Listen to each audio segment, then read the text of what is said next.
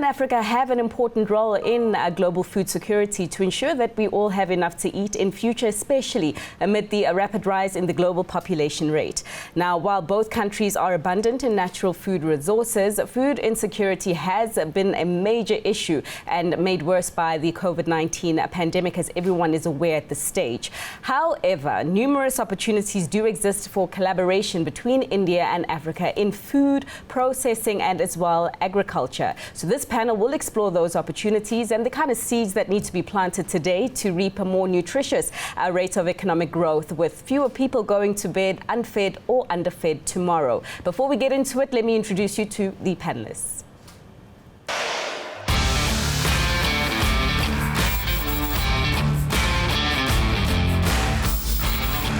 Rajnikant Rai, Chief Executive at the ITC's Agri-Business Division.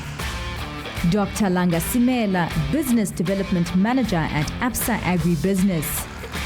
Ayodeji Balogun, Chief Executive Officer at Afex Commodities. The moderator is CNBC Africa anchor Fifi Peters. Well, I'd like to welcome all the panelists to the Indo-Africa Summit and, of course, extend my good afternoon to you all. And thank you for the time that you have given us to discuss a very, very important subject for the continent. And if we can get straight to it, because already existing partnerships are present between India and Africa in this space. But by way of introduction, and Rajnikant, if I can just come to you, regarding these existing partnerships that we have seen so far on the continent, how have they been impacted by the pandemic, and presently, as we have this discussion 3 months into the new year, how is the road to recovery looking like? Yeah, good afternoon. I'd like to thank you for organizing so lovely program, which is India and Africa specific. I'd like to mention that, that India and Africa is working since long together in the agriculture area. But during the pandemic, the biggest challenges has been the movement of goods and services between both the countries, as well as innovation in the new field. Because of the physical movements of the people has been restricted, and that has been a challenge during this period. But there was few points I'd like to highlight our relationship in multiple areas between India and Africa. Primarily, last 10 years, we have seen that many companies have gone and invested into lands, whether on lease or as well as owning the land for long duration for doing the farming. So that has been last 10 years, some progress has happened, but lately, due to some policies issues, the growth in that area has been limited. And also returns for those people who have invested have not seen that kind of expectation what they had at the time of taking over the responsibility. I believe that few challenges which needs to be overcome between both the countries. One critical challenge is that the technology related to agriculture and food processing have to transfer to African countries and get adopted as a faster pace. And for that, I think a lot of supports required from the government side of African countries. And that is very, very critical. Another part, what we believe is land holding is like in India. It's not a large farmers we have in Africa. We have large arable lands, but it's a very thinly spread. So therefore, the practices and the kind of technology is relevant what India have today for African countries as well. So I believe that it will be perfect match if we are able to collaborate and transfer easily the technology and the practices between both the countries. That is one area I believe. And I believe that India has already advanced many ways of seed production, hybrid seed production, IT platforms, like drone usage and the kind of mechanization in agriculture. If this can be built smoothly between both the countries and seamlessly can flow from each other, that will help a long way to build our relationship. So going forward, after listening from other panelists, I can give my specific comments. These are the few points I thought I will highlight here. No, definitely, and thank you, sir. And we will be exploring a lot of your comments as we continue with the discussion. But as we continue at our opening remarks, Dr. Langa, I'd like to bring you in perhaps to give the African perspective, because in the past 12 months, from a South African point of view, what we did, of course, see is our a land bank, a key institution that supports farming and agriculture here in South Africa, getting into trouble. It defaulted on some key important debt payments, and that spells all sorts of repercussions for the farmers and the various players within the agricultural sector that it supports. But if we speak holistically about the subject here today, in your view, as you reflect on the present challenges, what are the low-hanging fruits that are in need of critical attention for us to change the direction in which food insecurity is going presently? Thank you, Fifi. I think for me, the low-hanging fruits that we have first are the resources that we have at our disposal. I mean, we say the continent has 60% of the world's uncultivated land. That's an odd 200,000 hectares or more. And we're still predominantly fairly low productivity compared to the rest of the world. If you just compare our cereals, for instance, to India, India is 3.4 tons per hectare average cereal yield, whereas ours is 1.5. So we have a long way to go. But what I like about what is happening on the African continent is that we have this comprehensive Africa development program. Yes, it's been going on for 18 years and probably made slow progress. But of late, if you would have seen, they've started a biennial review of the progress that the countries are making in the commitments that they made, in line with the CAD framework. And in the latest review, only 4 countries actually sort of made their targets of where they should be in terms of progress. But what I like about that is we have a way of measuring progress. So we can analyze where we are, decide where the interventions are, and hopefully step up. I think Africa realizes, that we've got to use the resources at our disposal as efficiently as possible. We have a target to end hunger by 2025.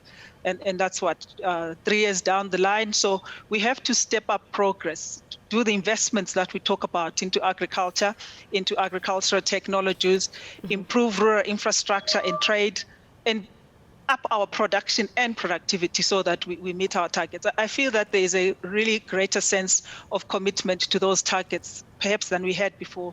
And I say that, if I may, if you just add, just looking at us as well as South Africa, I mean, for the longest time, we've been sort of trying to plan our agriculture and where we're going with it. We have the National Development Plan that was developed, I think, 2011-12. But now we're actually doing this agriculture master plan, agriculture and agro-processing master plan, and there's commitment from across all spheres of government to make sure that we have these plans and bring in industry, and we're all committed to support them. So I'm a positive person, and I'm always believe that there's positivity, and if we all commit to what we're going to do, we'll make progress. I'll stop there for now, Fifi. The commitment is encouraging, but of course, as you do say, I mean, some of the plans already on the table have been taking place or have been progressing too slowly, and we'll unpack and explore the degree to which these can be accelerated.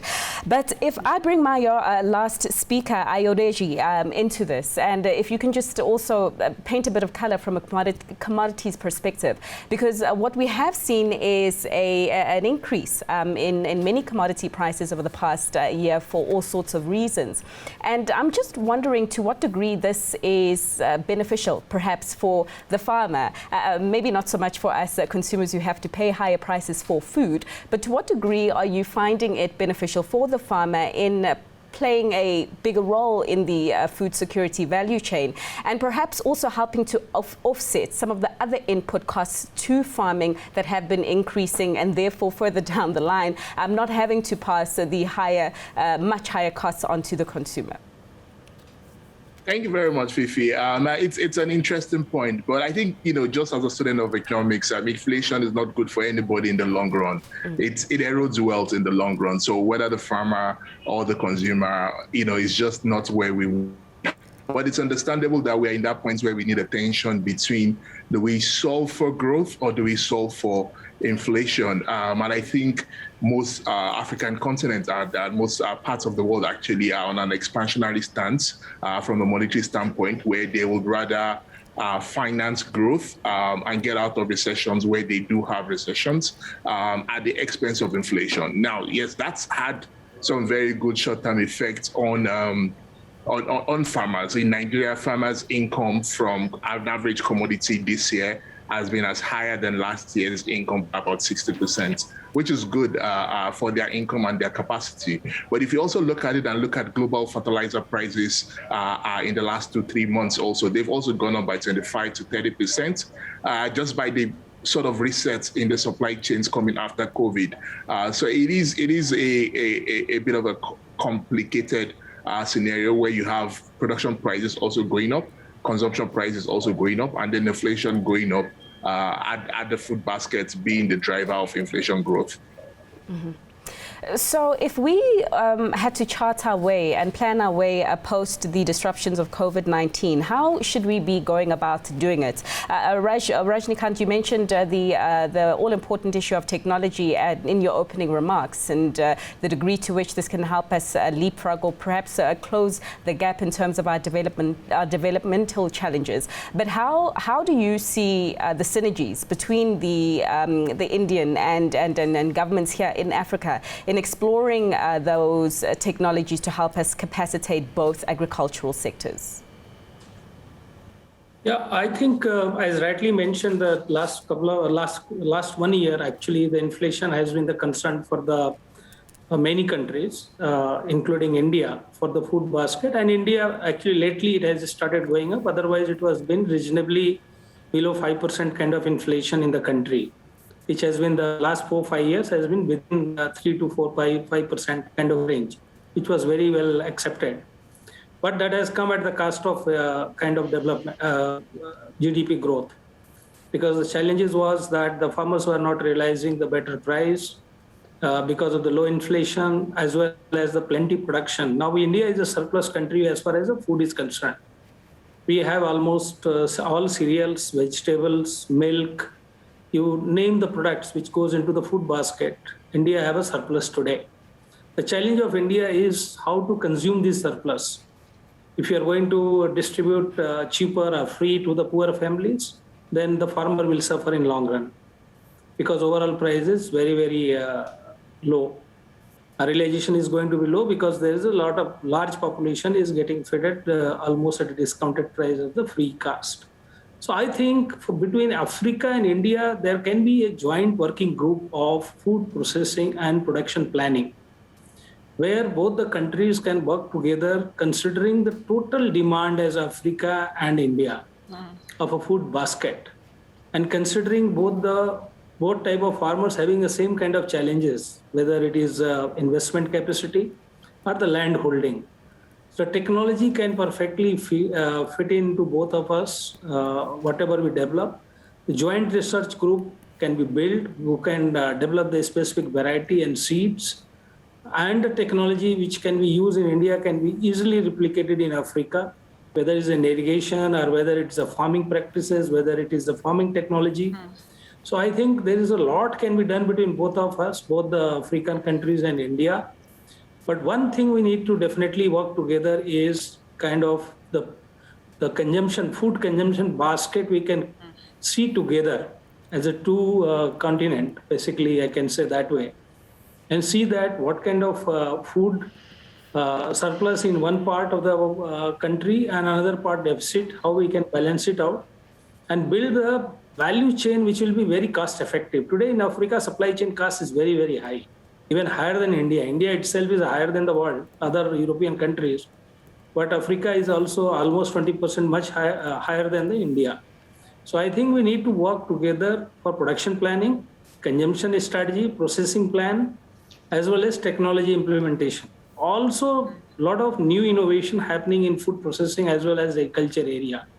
India have today at minimum 1,000 startups who are working in the agri-technology front, which is going to help farmer in long run for production planning, for the yield improvements, certification of their produce, and the better processing output of those crops. So I think we need much closer relationship than a principal to principal. Actually, the partnership approach requires, and I think that is missing today. Right. We doesn't work as a partner. We work as a principal to each other. It's like a transactional relationship. I think we have to move because government to government, they're working well, but the private sectors are the industries. We have to collaborate much better way as a partners, considering both the country's strength and weaknesses, and try to address it as a holistic manner. And I believe that is a long way to create a sustainable kind of business models for both the countries. Okay. These are my few observations. I think can guide and suggest. No, certainly, and I heard one of the panelists, Dr. Langa, agreeing with a lot of the points that you had put forward. And Dr. Langa, perhaps to get some comments from you here, as well as I do believe you want to add to what our previous speaker, Rajnikant, had said. But also, can you address the issue of the financing gap? You know, as a financier coming from the banking sector, a lot of realizing the potential of both agricultural sectors in both countries is going to need a lot of money. And how do we get that money to feel comfortable to invest in this space? Thanks once again, Fifi. Yes, I totally agree with Mr. Rai, what he said. I always say, we say Africa is an SME country, or continent rather, and I think it's the same with India, especially Indian agriculture. But I find we really have very little focus on developing the SMEs in production and agro-processing and across the value chain. We seem not to have mastered that art. And for me, I think that's one area of collaboration that Africa and India can focus on. And how do we use these resources that we have and use them efficiently? How to achieve aggregation at production, processing, and throughout the value chain? And secondly, in terms of trade, the continent and India have a comparative advantage in different areas. For instance, India produces rice, wheat, vegetables, oils, which we are not very good at on the continent. Meanwhile, and coming from South Africa, I'll talk of our beef, horticulture, and wine.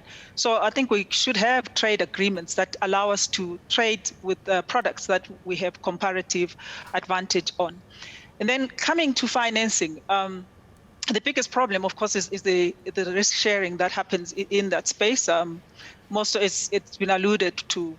We have unsecured land tenure in most of our countries and issues like that. So we really should look at risk sharing models that we can implement. And I must say again, here in South Africa, we are working on that with government, with producer organizations. We're working what we call blended finance model, where we can bring in finance from the private sector, bring in grant funding from government and development funding from other institutions, and that will enable us to finance our smallholder sector, which, for the longest time we've not been able to do so efficiently. Yeah, because I mean, the issue of, particularly here in South Africa, having watched the debate around the risk around unsecured land tenure, it has certainly been an impediment to crowding in further investments. And I'm just wondering, Ayodeji, as you come in here, giving us the perspective of a private player, we had heard from the other speaker to say that the private public partnerships, particularly from a private sector point of view, have not been as strong as they could be. And I'm just wondering to what degree policy issues like the risk associated with not having full ownership of the land or policy changes is impacting on the willingness of the private sector to put more money onto the table. And perhaps any suggestions or solutions in your view that could further crowd in private sector investments. Thank you very much. So yeah, definitely, policy inconsistency is always a big risk to any investor. You ideally want to have a consistent terrain because it takes time to build businesses, gain traction, gain market share, and then start to get returns, especially when we are looking at FDI money and not just hot money that comes in onto the capital market or the money market and is exiting. What we've seen in Nigeria is a situation where Nigeria does have a risk share facility managed by the central bank's entity, and that provides some comfort, shares up to 75% of risk for smallholder farmers, but also about 50% for more commercial-based transactions. And this has increased the share of lending to the private sector, but there's still a huge gap. We've seen today credit has grown from about 3.5% about 5-6 years ago of share of total credits to the private sector to about 5% going into agriculture. But then that is, if you look at this quantum of capital, it's just barely 2% of the size of the agricultural sector. So extremely too small to finance the sector in a competitive way and in a way that actually lead to job creation and create export earnings. Now, when we think of how to solve it, one of the things that we do as a commodities exchange is to ensure securitization. So 24% of Nigeria's GDP and indeed close to 30% of Africa's GDP are in commodities in bags, agricultural commodities in bags, from cocoa to coffee to cashew to maize, rice, and other commodities. If we do have a way where we can indeed securitize these commodities, make them listed, manage the price risk, then you could free up huge capital. Africa has a growing and one of the largest, fastest growing pension funds in the world, actually. So this is a huge, tremendous capital pool that can indeed finance this, but then we need to secure securitization. We need to increase competitiveness of our producers. We also need to bring in the right talents to manage our agricultural sector. Mm-hmm.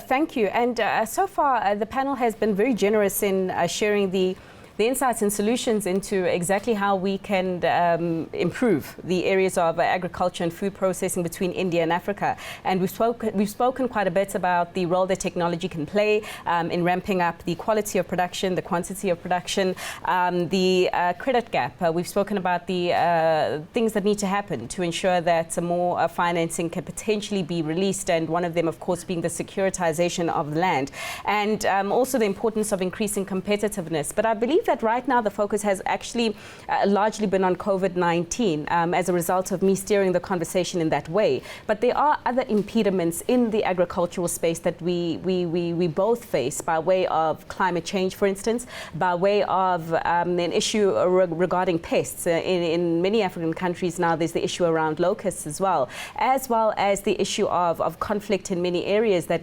eats into agricultural output and is a result of a lot of people going to bed underfed. I'd like to understand, as we wrap up this discussion, the panel's view on how to address those challenges.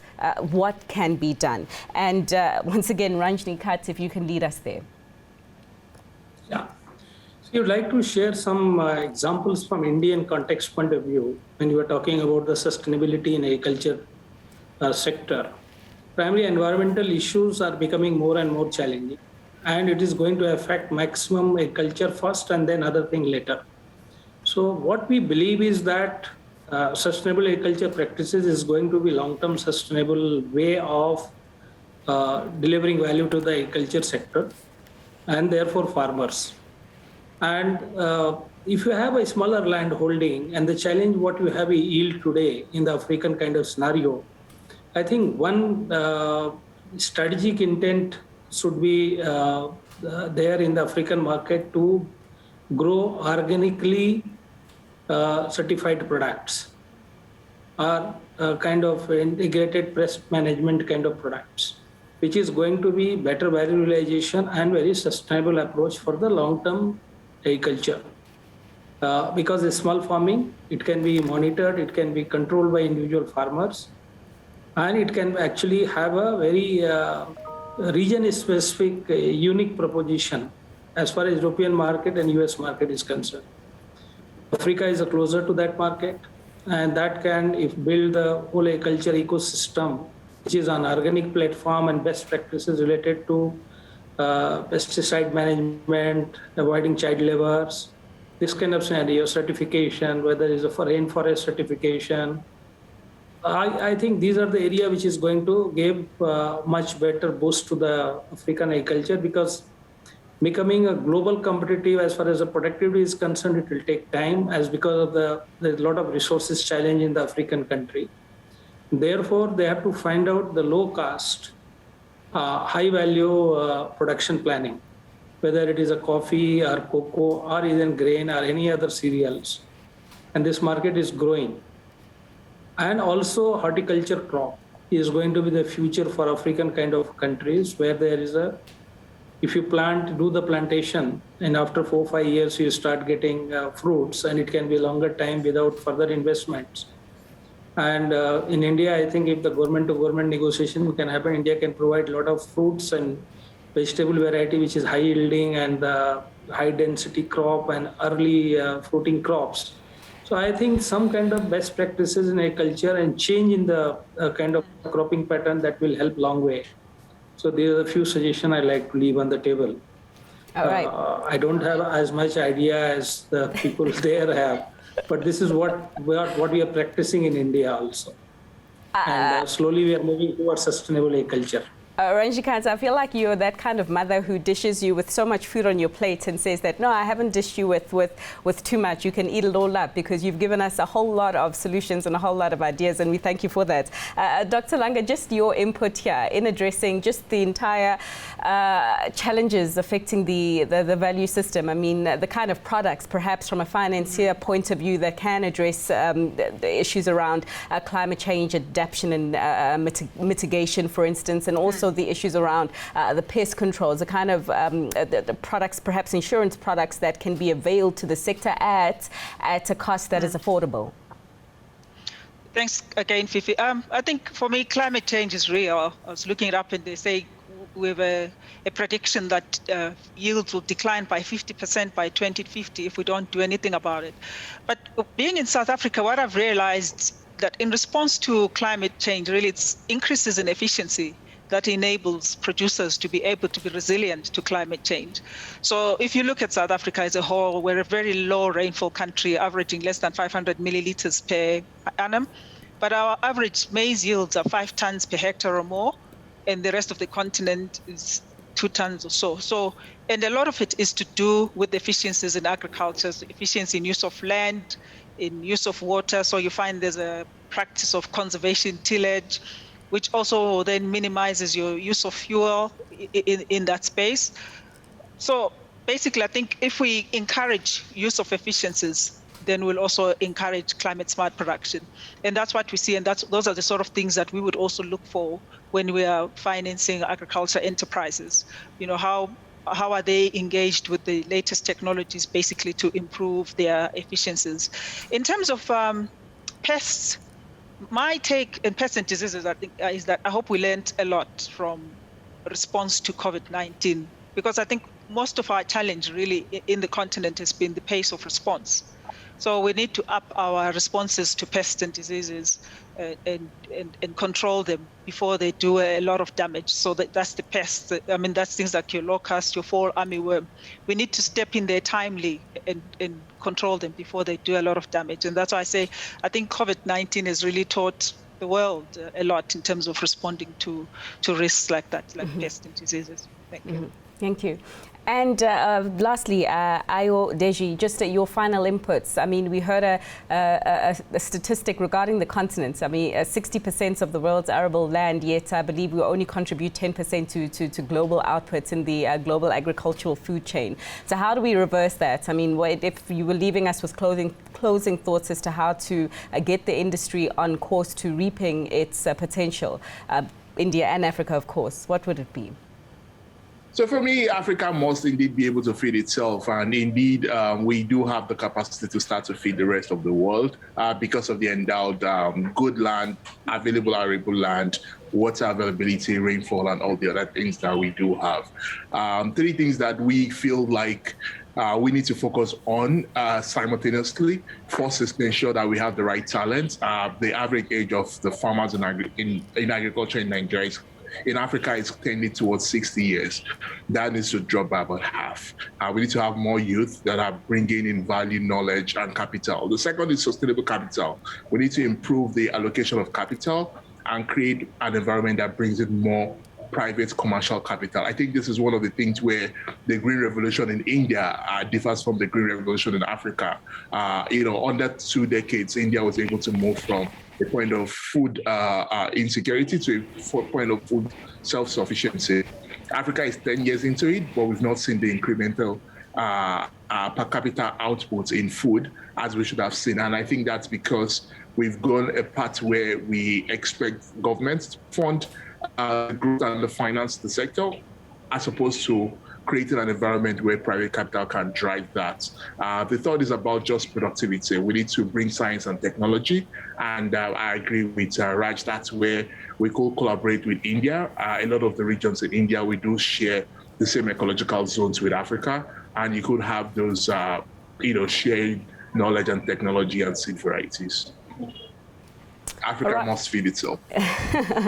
Certainly, we must move from a position of power in that sense and certainly away from being reliant on food aid. Quite worrying given the fact that we are so endowed with these natural resources to do exactly that. But it's about making the right decisions regarding policy, regarding skills upliftment, using technology to harness all the shortfalls that we currently have in the sector, of course. And pulling up the socks and doing what needs to be done. I'd like to thank the panelists so much for their time and for giving us food for thought. We'll leave it there. Certainly agreed that a vibrant agricultural sector is absolutely important in generating sustainable economic prosperity for both our countries, and of course even more important in alleviating the twin ailments of poverty and food security.